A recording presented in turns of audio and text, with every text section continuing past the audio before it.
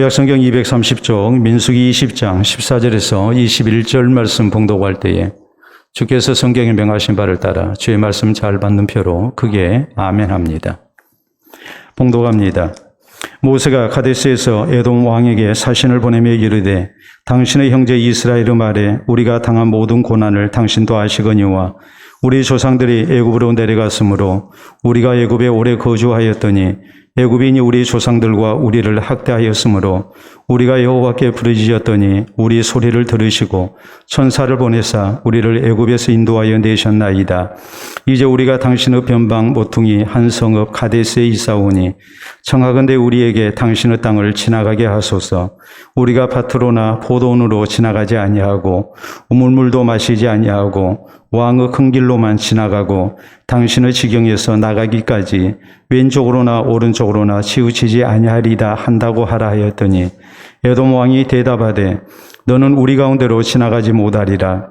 내가 칼을 들고 나아가 너를 대적할까 하노라. 이스라엘 자손이 이르되 우리가 큰 길로만 지나가겠고 우리나 우리 짐승이 당신의 물을 마시면 그 값을 낼 것이라.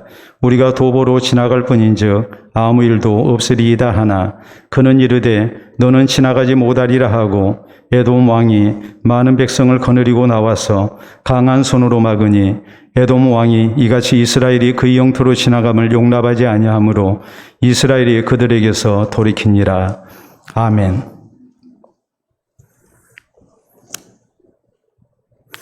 유럽을 여행할 때에 저는 개인적으로 참 부러운 것이 있습니다. 그것은 모든 국경이 개방되어서 자유로운 입국과 출국이 가능한 모습입니다. 유럽은 1985년 6월 14일 룩셈부르크의 생겐에서 국경 개방에 대한 국제 조약을 체결했습니다. 이것을 가리켜서 생겐 조약이라고 말을 합니다. 처음에 프랑스와 벨기에, 또 독일과 룩셈부르크, 네덜란드 5개국이 참여했습니다. 지금은 유럽의 대부분의 나라인 27개국이 가입해서 자유롭게 국경을 넘나들 수가 있습니다. 실제 유럽의 국경선은 철조망을 생각하는 우리의 고정관념을 참으로 부끄럽게 만듭니다. 우리가 사진으로 확인해 보도록 하겠습니다. 여러분 사진을 보시게 되면 왼쪽은 스웨덴 땅이고 오른쪽은 바로 노르웨이 땅입니다. 저렇게 다리 중간에 선 하나 그어져 있습니다. 지금 저 사람은 두 나라의 땅에 발을 딛고 서 있는 모습입니다. 다음 사진을 보시게 되면 저것은 한 가정을 지나고 있는, 한 집을 지나고 있는 벨기에와 네덜란드 국경선입니다. 또 다음 사진 보시게 되면 저건 카페를 지나고 있는 역시 네덜란드와 벨기에의 국경선의 표시입니다. 그런가 하면 미국과 캐나다 사이에도 국경선은 우리가 생각하는 그 상상을 초월합니다. 다음 사진을 보시게 되면 저것은 미국과 캐나다 사이에 세워져 있는 오페라 하우스입니다. 두 나라의 친밀함을 과시하기 위해서 세워진 그런 오페라 하우스죠. 무대 쪽은 캐나다 영토고 그리고 가운데 검은 선이 그어져 있는데 이제 이쪽 객석 쪽은 바로 미국 영토입니다. 저렇게 국경선이 우리가 생각하는 것과는 전혀 다르다는 것을 알 수 있습니다. 참으로 부러운 모습입니다. 어제는 우리 민족의 최대 비극인 6.25 전쟁 제72주년이 되는 날이었습니다. 3년에 걸친 전쟁이 끝난 지 69년의 세월이 흘렀기 때문에 그동안 복구가 이루어졌습니다. 그러므로 우리 남한이나 북한 모두 전쟁이 남긴 처참한 파괴 현장은 우리가 더 이상 찾아볼 수 없습니다. 단지 당시 사진으로나 확인이 가능할 뿐입니다. 그러나 안타깝게도 우리 민족은 여전히 남과 북으로 나뉘어 살고 있습니다. 세계 유일의 분단 국가가 되어서 서로 대치하고 있는 형편입니다. 전쟁으로 처참하게 파괴된 이 땅은 눈부신 경제 발전을 통하여서 다 복구가 되었지만 우리 민족의 마음은 여전히 깊은 상처 가운데 아파하고 있는 현실입니다. 그 이유는 그동안 평화를 향한 우리의 노력이 많이 부족했기 때문이라고 생각할 수 있습니다. 오늘 본문 성경은 이런 우리에게 진정한 평화를 얻기 위해서 우리에게 필요한 신앙 자세가 무엇인가를 분명하게 가르칩니다. 당시 이스라엘 백성들은 애굽에서 노예 생활하다가 하나님 은혜로 해방이 됩니다. 이제 광야 40년 생활을 마치고 하나님께서 약속하신 적과 꿀이 흐르는 가나안 땅을 목전에 두게 됐습니다. 그런데 이 이스라엘 백성들이 가나안 땅에 들어가려면 에돔족의 땅을 지나가야 합니다. 이 길이 바로 지름길입니다. 그런데 이스라엘 백성들이 이 가나안 땅 들어가기 위해서 지도자 모세가 에돔 왕에게 통과를 부탁했을 때에 냉정하게 거절을 당합니다. 지도자 모세는 에돔 왕에게 자신들이 에돔 땅을 지나가게 해달라고 정중하게 요청했습니다. 그러나 에돔 왕은 단번에 거절합니다. 사정해도 소용이 없었습니다. 오히려 많은 군대를 이끌고 나와서 위협합니다. 그러므로 이스라엘 백성들은 할 수 없이 에돔 땅을 지나는 것을 포기합니다. 자신들을 위협하는 에돔족과 전쟁을 하는 대신에 멀리 돌아서 가나안 땅으로 들어가는 길을 선택합니다. 그러므로 사랑하는 성도 여러분, 우리 모두 본문 성경을 통해서 이 땅 이민족의 평화의 길이 어디에 있는가를 살펴봐야 합니다. 그래서 분단의 아픔과 상처를 씻어내고 내일의 평화를 향하여 나아가는 우리의 발걸음이 되게 해야 합니다. 그러면 우리 모두 이 평화를 향하여 어떤 신앙 자세를 가지고 살아야 합니까? 우리는 첫째로 남과 북 형제의식을 가져야 합니다. 14절에 보면 성경은 이렇게 기록됩니다. 모세가 가데스에서 에돔 왕에게 사신을 보내며 이르되 당신의 형제 이스라엘의 말에 우리가 당한 모든 고난을 당신도 아시거니와라고 말합니다. 당신의 형제 이스라엘이라고 말을 합니다.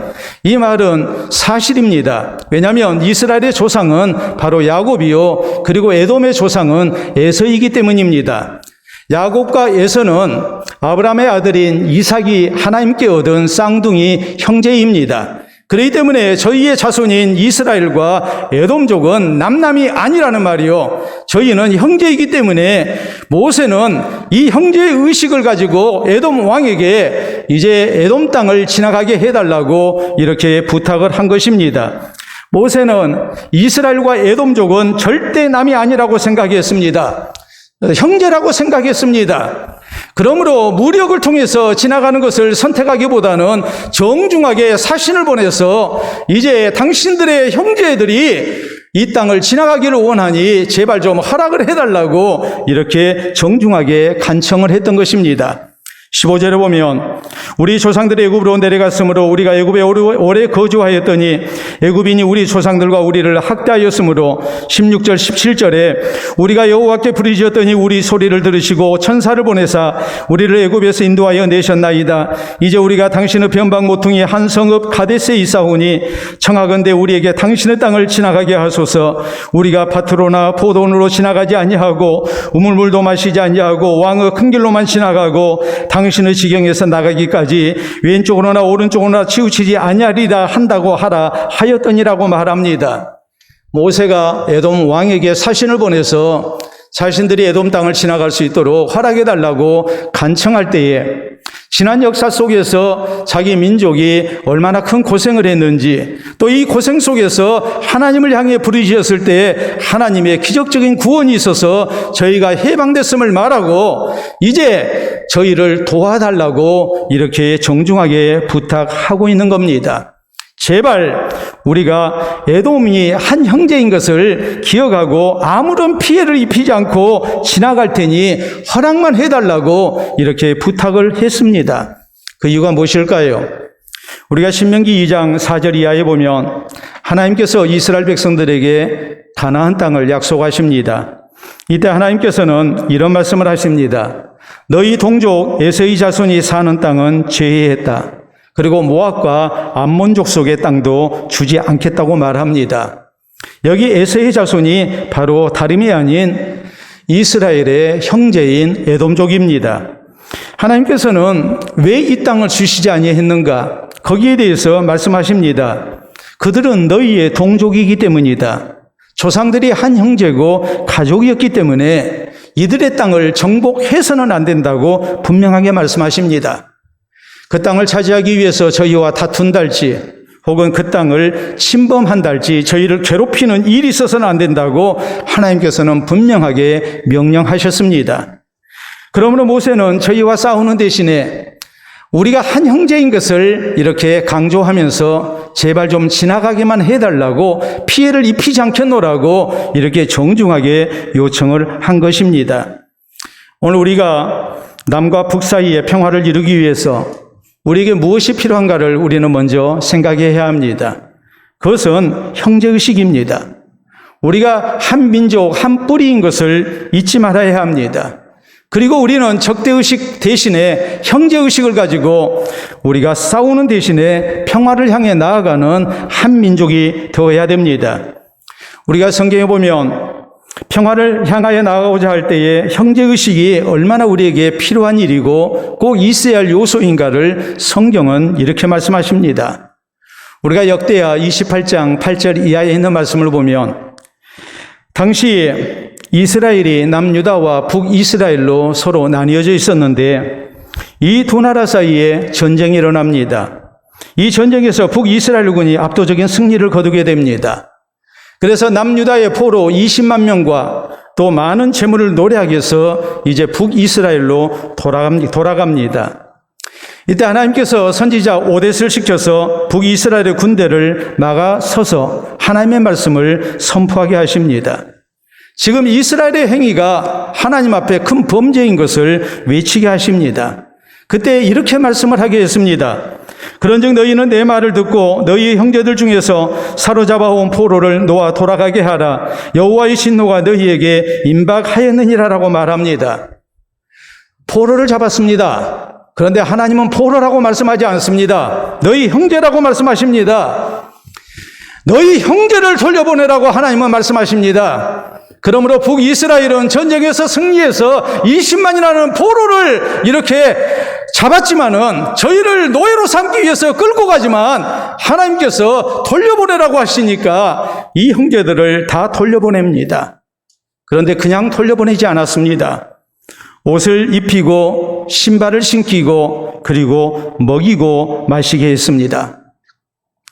전쟁 때문에 상처난 부분을 치유받게 합니다. 약한 자들은 나귀에 태워서 돌려보냈습니다.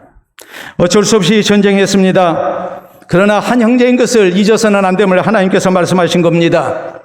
이 형제의식을 가지고 전쟁을 치렀다 할지라도 영원히 남남되는 일이 있어서는 안 됨을 하나님께서는 말씀을 하셨습니다. 남과 북으로 나라가 나뉘었고 또 어쩔 수 없이 저희가 전쟁을 하고 많은 살육이 벌어졌지만 하나님은 말씀하시기를 그래도 너희는 한 형제라고 강조합니다. 이 형제의식을 가지고 절대로 보지 않을 남남인 것처럼 그렇게 갈라서서는 안 된다고 하나님께서는 엄중하게 명령하셨습니다. 미국은 1861년부터 1865년까지 4년 동안 남북 전쟁을 치렀습니다. 사망자만 무려 60만 명입니다. 미국이 치른 전쟁 가운데 역사상 가장 참혹한 전쟁이었습니다. 이 전쟁에서 북군이 승리합니다. 북군의 총사령관인 그랜트 장군은 남군의 총사령관 리 장군과 더불어서 종전 협상을 벌입니다. 이때의 패장인 남군의 리 장군이 이 승장인 북군의 그랜트 장군에게 우리에게 바라는 것이 무엇인지, 요구사항이 무엇인지를 물었습니다. 전쟁 포로 문제, 전쟁 배상금 문제, 그리고 전범을 처벌하는 이런 굴욕적인 조건을 내놓을 것이라고 예상할 수밖에 없는 형편입니다. 이때 북군의 그랜트 장군은 요구사항은 단 한 가지라고 했습니다.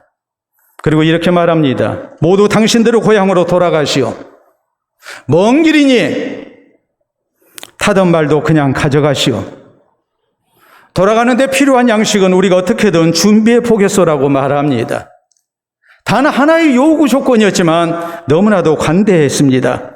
그래서 남과 북 사이에 종전 협상이 타결됩니다. 남군의 리 장군은 고마운 마음에 눈술이 붉어져서 항복 문서에 그대로 서명했습니다. 항복 문서에 서명하고 난 다음에 북군 진영에서 큰 잔치가 벌어집니다. 군인들은 함성을 질렀고 그리고 포병들은 대포를 쏘며 자신들의 승리를 기뻐합니다. 이 모습을 본 그랜트 장군은 크게 화를 내며 아주 중요한 단호한 명령을 하나 내립니다. 그 명령은 이것입니다. 여러분 보시게 되면 적에게 승리했을 때 하는 어떤 행사도 당장 중단하라. 남군은 지금 이 순간부터 우리의 적이 아니다. 그들은 우리의 형제다라고 이렇게 명령을 내립니다. 남북이 한 형제인 것을 강조합니다. 그래서 미국은 참으로 처절하고 참혹한 전쟁을 치렀지만 남북이 아주 남남이 되지 않고 하나로 통합될 수 있었습니다. 그리고 이 하나된 힘으로 나라가 발전할 수 있었고 세계 강대국으로 발돋움하는 놀라운 역사를 이루게 됩니다. 사랑하는 성도 여러분, 우리 민족도 6.25 전쟁을 치렀지만 우리 모두 한 민족 한 뿌리인 것을 우리가 잊어서는 안 됩니다. 지난 70여 년 동안 우리가 갈라져 있지만 한 형제임을 잊지 말아야 합니다. 적대의식을 가지고 대하기보다는 한 형제의식을 가지고 우리가 대할 수 있어야 합니다. 그래서 이제는 전쟁이 아니라 평화를 향하여 나아가는 우리 모두가 될 수 있어야 합니다. 둘째로 우리 성도는 평화를 향하여 나아가려면 최선을 다하여 평화를 추구해야 합니다. 18절에 보면 모세의 정중한 부탁에 에돔 왕은 이런 대답을 합니다. 에돔 왕이 대답하되 너는 우리 가운데로 지나가지 못하리라.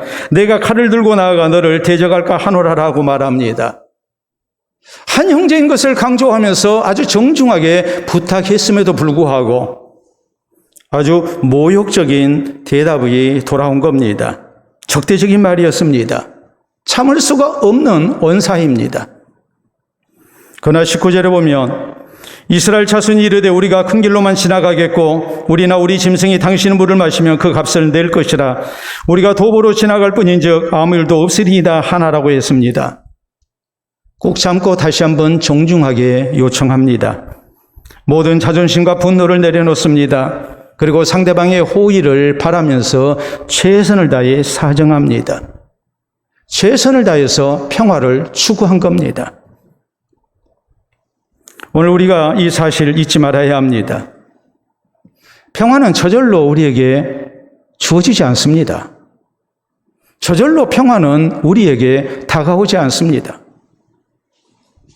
평화를 추구하는 우리의 노력이 있지 아니하고는 절대로 평화는 우리에게 주어지지 않습니다.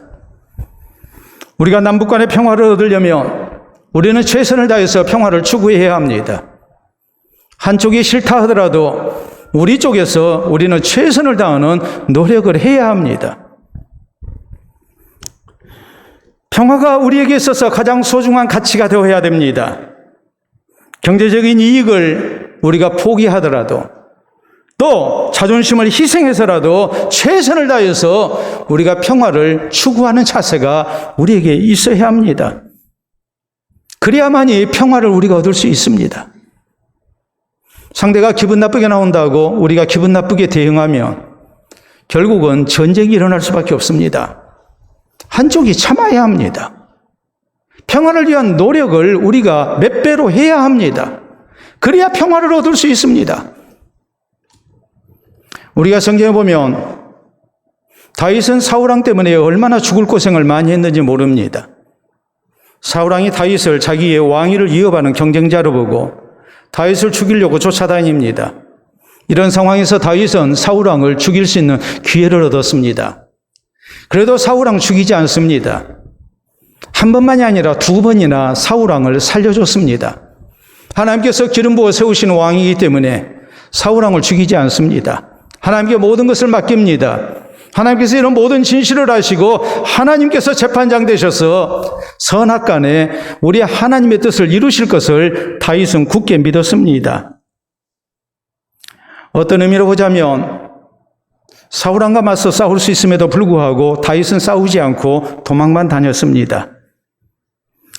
대신에 사울왕이 자신의 진심을 알아주기를 기다리면서 그는 최선을 다해서 싸우는 대신에 평화를 추구했습니다. 결국에 사울왕은 다윗의 이 진심을 헤아리게 됩니다.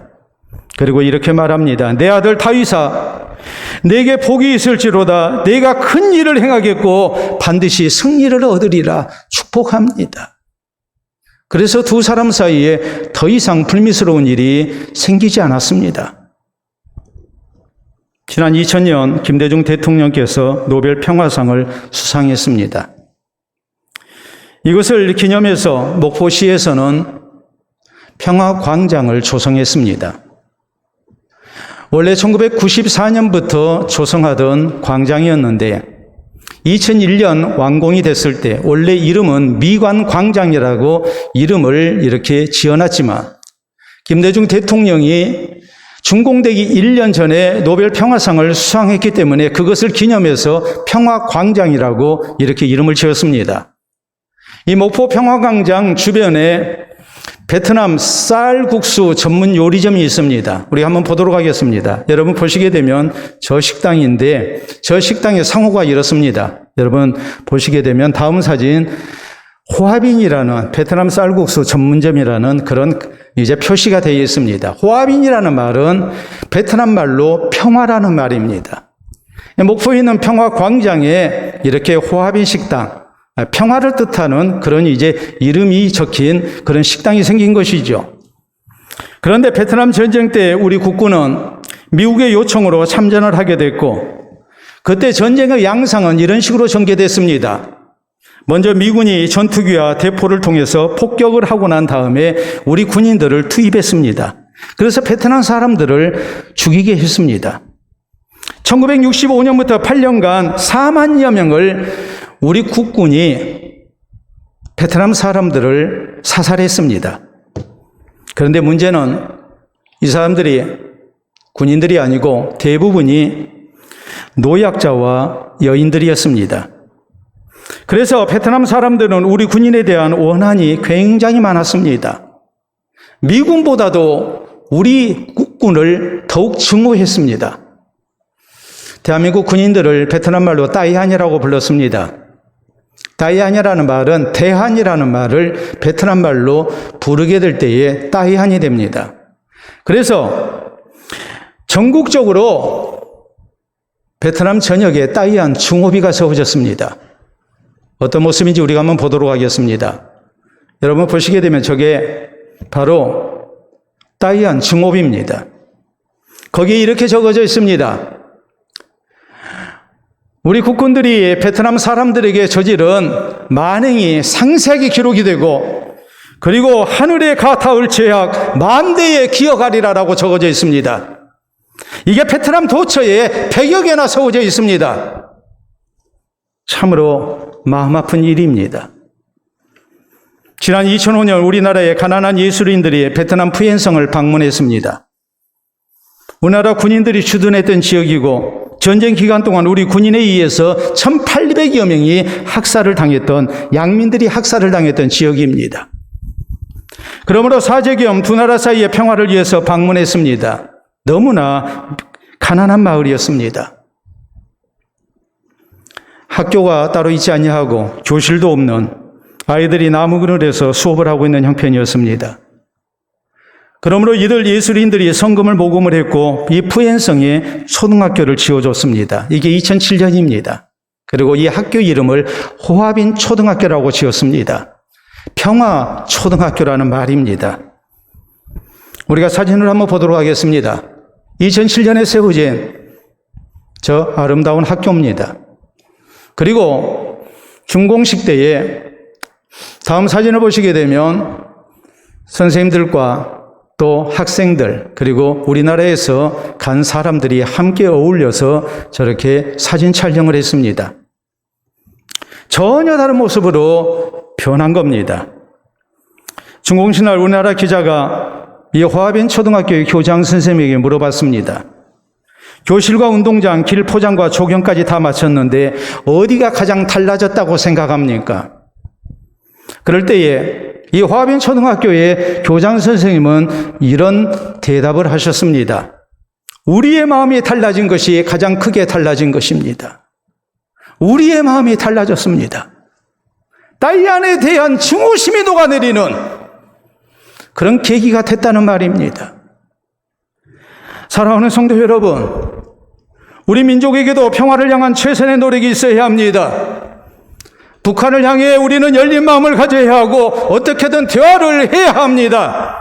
북한을 도와줘야 하고 은혜를 원수로 갚는다 할지라도 우리는 도와줘야 합니다. 미사일을 쏘아댄다 할지라도 우리가 참고 기다려야 합니다. 우리 편에서라도 평화를 향한 노력이 변함없이 지속적으로 있어야 합니다. 그래서 평화를 향하여 또 한 걸음 나아가는 우리 모두가 될 수 있기를 바랍니다. 셋째로 우리는 평화를 향하여 나아가려면 어떤 경우에라도 전쟁을 피해야 합니다. 에돔 왕의 모욕적이고 적대적인 언사에도 모세와 이스라엘 자손들은 다시 한번 정중하게 에돔 땅을 지나가게만 해달라고 요청을 합니다. 최선을 다해서 평화를 추구했습니다. 그러나 20절에 보면 에돔 왕은 더욱 적대적으로 나옵니다. 그는 이르되 너는 지나가지 못하리라 하고 에돔 왕이 많은 백성을 거느리고 나와서 강한 손으로 막으니라고 했습니다. 그리고 21절에 보면 에돔 왕이 이같이 이스라엘이 그의 영토로 지나감을 용납하지 아니하므로 이스라엘이 그들에게서 돌이키니라라고 말합니다. 에돔 왕이 적대적인 행위를 했습니다. 더 이상 묵과할 수 없습니다. 묵과해서도 안 되는 일입니다. 얼마든지 싸울 수 있는 명분이 충분하고 정당 방위 차원에서라도 군사적인 대응이 필요한 때입니다. 그러나 이스라엘은 그렇게 하지 않았습니다. 에돔 땅을 지나가는 것을 깨끗이 포기하고 먼 길로 돌아갑니다. 함께 맞서 싸우지 않았습니다. 힘이 없어서가 아닙니다. 에돔 군사들이 무서워서가 아닙니다. 전쟁할 경우 승산이 없었기 때문에 전쟁을 포기한 게 아닙니다. 형제인 에돔과 싸워서는 안 된다는 하나님의 명령에 순종하기 위해서 저희는 싸우지 않았습니다. 우리 하나님께서는 싸우는 게 능사가 아니라는 것을 분명하게 강조하십니다. 우리가 신명기 20장에 보면 이스라엘에게 하나님은 말씀하십니다. 너희가 적군과 싸울 때에 적의 성읍을 공격하기 전에 해야 할 일이 있다. 그것은 먼저 화평을 선언하는 거다라고 했습니다. 될수록 전쟁을 하지 말라는 말이에요. 전쟁은 최후 수단이지 전쟁이 모든 것을 해결하는 길이 아니라는 것을 하나님께서는 분명하게 말씀하십니다. 우리 예수님은 마태복음 5장에 화평케 하는 자가 복이 있다고 강조하셨습니다. 화평케 하는 자라는 말은 화평을, 평화를 만드는 사람이라는 뜻입니다. 최선을 다해서 평화를 추구하고 그 어떤 경우에도 싸움을 피하는 노력이 우리에게 있어야 하나님께서 사랑하시는 사람 될 수 있음을 주님께서는 교훈하십니다. 로마서 12장 18절에 있는 말씀을 보면 할 수 있거든 너희로서는 모든 사람과 더불어 화목을 추구하라고 우리에게 말씀하십니다. 우리의 자존심을 내려놓더라도 우리가 손해를 보더라도 어떤 경우에든지 우리가 절대로 싸워서는 안 된다고 이렇게 성경은 우리에게 말씀하십니다. 우리나라 정치인이나 군인 가운데 심지어 국민들 중에서도 북한 선제 타격론을 주장하는 경우가 많이 있습니다. 더구나 온갖 변칙적인 방법으로 군대를 안 갔다 온 사람들, 대통령부터 시작해서 이런 사람들이 북한 선제 타격론을 주장합니다. 이것은 참으로 어리석은 주장입니다. 왜냐하면 북한 선제 타격은 전쟁을 막고 평화를 가져오지 않기 때문입니다. 북한을 선제 타격하게 되면 그것은 전쟁의 시작을 알립니다. 전쟁이 벌어진다는 것을 의미합니다. 그러므로 절대로 그런 어리석은 일은 우리가 해서는 안 됩니다. 72년 전 6.25 한국전쟁이 일어났을 때 우리 민족은 엄청난 불행을 겪었습니다. 수백만의 사상자가 나왔고 우리나라는 남북 모두 철저히 파괴됐고 초토화됐습니다. 그래서 우리나라는 지구상의 가장 가난한 나라로 전락하고 말았습니다.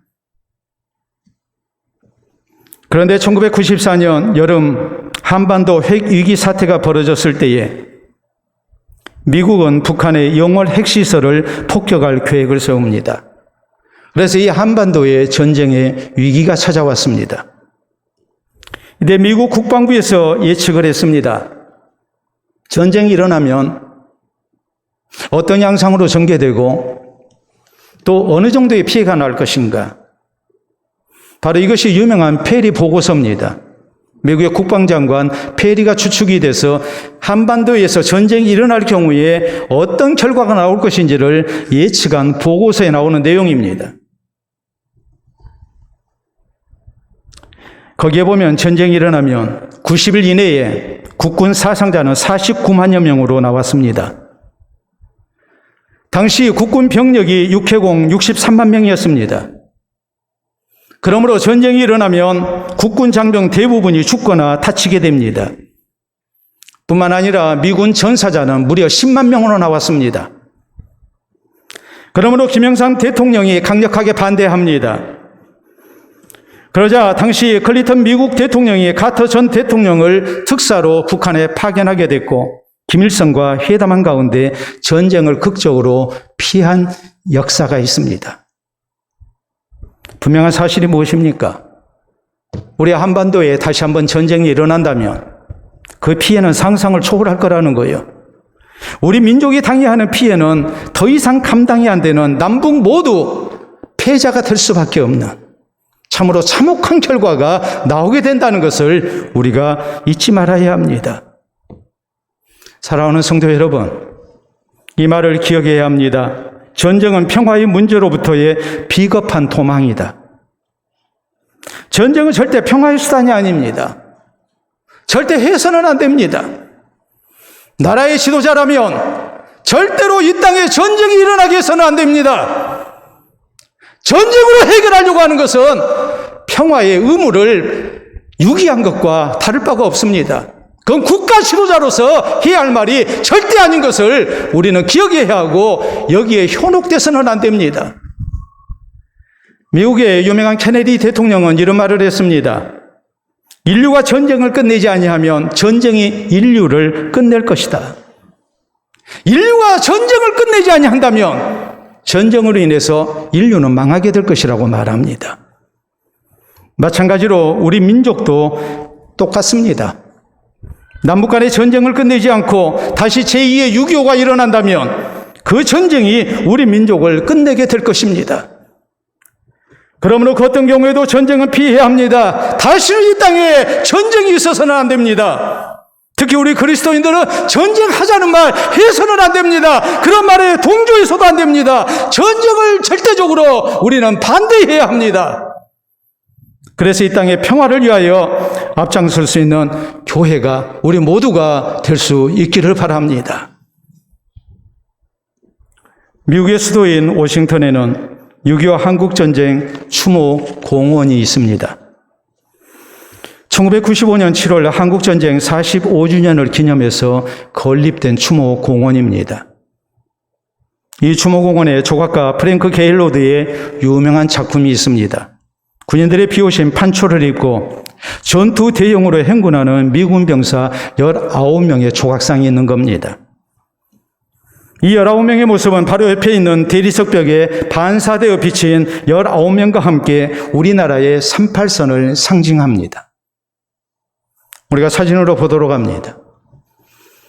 워싱턴에는 한국전쟁 추모공원입니다. 거기에 저렇게 19명의 군인들의 비오신 판초를 입은 미군 병사들이 수색 정찰을 나가는 모습으로 이렇게 조각상이 세워져 있습니다. 그리고 바닥에는 이런 글이 새겨진 부분이 있습니다. 1950년에서 1953년까지 코리아, 한국에서 일어난 전쟁에 대한 내용입니다. 거기 이렇게 적어져 있습니다. 우리는 알지도 못하는 나라, 만난 적도 없는 국민을 지키라는 조국의 부름에 응한 우리 아들과 딸들에게 조국은 경의를 표한다라는 글입니다. 그리고 전사자가 54,240명, 실종자가 8,177명, 포로가 7,140명, 부상자가 103,284명으로 이렇게 미군의 희생이 기록되어 있습니다. 그 외에 유엔군 사상자 수가 또 기록되어 있습니다. 그리고 거대한 화강석 벽에 이런 글이 새겨져 있습니다. 다음 보시게 되면 Freedom is not free라고 기록이 되어 있습니다. 자유는, 평화는 절대 공짜가 아니다. 절대로 거저 주어지는 것이 아니다라는 글입니다. 72년 전 이 땅의 자유와 평화를 지키기 위해서 많은 미국의 젊은이들이 그리고 유엔군이 엄청난 희생의 피를 흘렸음을 우리가 절대 잊어서는 안 된다고 강조하고 있습니다. 사랑하는 성도 여러분, 이 소중한 자유와 평화를 이제 우리가 지켜나가야 합니다. 우리 그리스도인들이 앞장서서 지켜나가야 합니다. 우리 모두 신앙적인 방법으로 이 땅의 평화를 향해 나아가야 합니다. 하루속히 휴전 상태를 끝내고 종전선언이 있도록, 그리고 평화협정이 남북 사이에 이루어지도록 하는 것이 오늘 이 시대를 사는 우리의 사명인 것을 우리가 잊어서는 안 됩니다. 우리가 가져야 할 바른 신앙의 자세가 무엇입니까? 형제의식을 가져야 합니다. 남북은 한 민족, 한 형제인 것을 우리가 잊어서는 안 됩니다. 그리고 우리는 최선을 다해서 우리의 자존심까지 내려놓고 우리는 평화를 추구해야 합니다. 그래서 이 땅에 어떤 경우에라도 전쟁이 일어나지 않도록 막아야 합니다.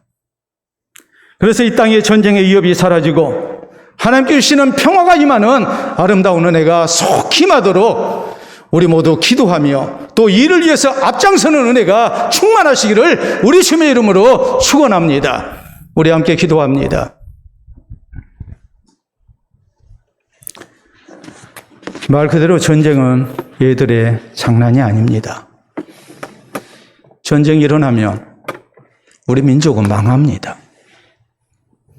함부로 전쟁 운운하는 일 있어서는 안 됩니다. 하나님의 뜻도 아니고 우리에게 절대 선한 결과를 가져다 주지도 않는 비참한 결과가 올 뿐인 전쟁을 우리가 피해야 합니다. 우리 그리스도인이 앞장서서 이 땅의 평화를 향해 수고해야 합니다. 다시 한번 남과 북 한 형제인 것을 잊지 말고 최선을 다해서 평화를 추구하는 가운데 전쟁을 피하고 이 땅에 하나님이 주시는 평화가 있게 해달라고, 이 일을 위해서 우리 그리스도인들이 앞장서게 놓으라고 우리 하나님 앞에 다짐하는 기도 드릴 수 있기를 바랍니다. 기도합니다.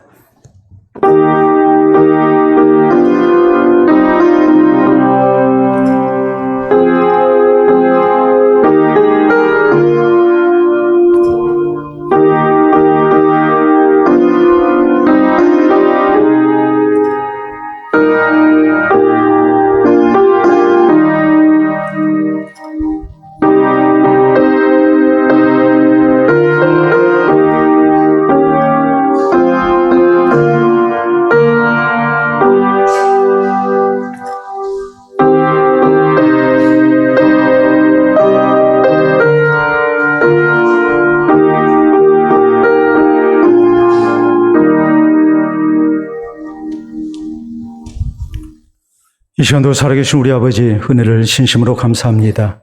72년 전 전쟁의 참화로부터 우리를 다시 일어서게 하시고 이 시대 평화의 시대를 우리가 살아갈 수 있도록 도우시니 참으로 감사합니다. 하오나 72년 전 전쟁의 참상을 우리가 다시 한번 기억하며 이 땅에 다시는 이런 비극적인 일이 있지 않기를 우리로 하여금 기억하게 하시고 또 힘쓸 수 있도록 말씀 허락해 주심을 믿고 감사를 드립니다. 아버지시여, 이 시대를 살아가는 우리들 남과 북의 평화를 위하여 늘 앞장서기를 원합니다. 우리의 소중한 기도 제목이 되게 하시고 하나님의 명령을 따라 우리가 한 형제의 의식을 가지고 서로 간에 평화를 추구하는 아름다운 모습이 있게 해 주시옵소서. 그래서 성령의 감동 감화하심 속에 남과 북 모두 열린 마음으로 서로 대화하게 하시고 평화적 교류를 나눌 수 있게 하시사 혹시라도 있게 될 전쟁을 미연에 막게 하시고 이 나라 이 민족이 우리 하나님께서 사랑하시는 평화의 민족이 될 수 있도록 도와주시옵기를 원합니다. 특별히 제사장 나라, 제사장 민족 되게 하시사 세계 평화를 위하여 또 예수 그리스도의 나라 건설을 위하여 우리 민족이 귀하게 쓰임받을 수 있기를 원합니다. 이 거룩한 소명을 가지고 우리가 이 땅의 평화를 위하여 더욱 힘써 노력하게 하시고 기도하게 하시고 또 앞장서 전쟁을 막는 우리 모두가 될 수 있도록 인도하여 주시옵소서. 특별히 정치 지도자들, 남과 북의 모든 정치인들을 하나님께서 주장하시사 저희로 하여금 서로 적대의식을 버리게 하시고 참으로 민족의 장래를 염려하게 하시사 우리 민족이 하나 되어 함께 번영하는 아름다운 은혜를 향해 나아가도록 주님께서 인도해 주시옵기를 원합니다. 모든 국제 정세까지 하나님께서 주장하여 주셔서 속히 종전선언이 있게 하시고 또 평화협정이 이루어져서 우리가 항구적인 평화를 누릴 수 있도록 하나님 인도하여 주시옵소서.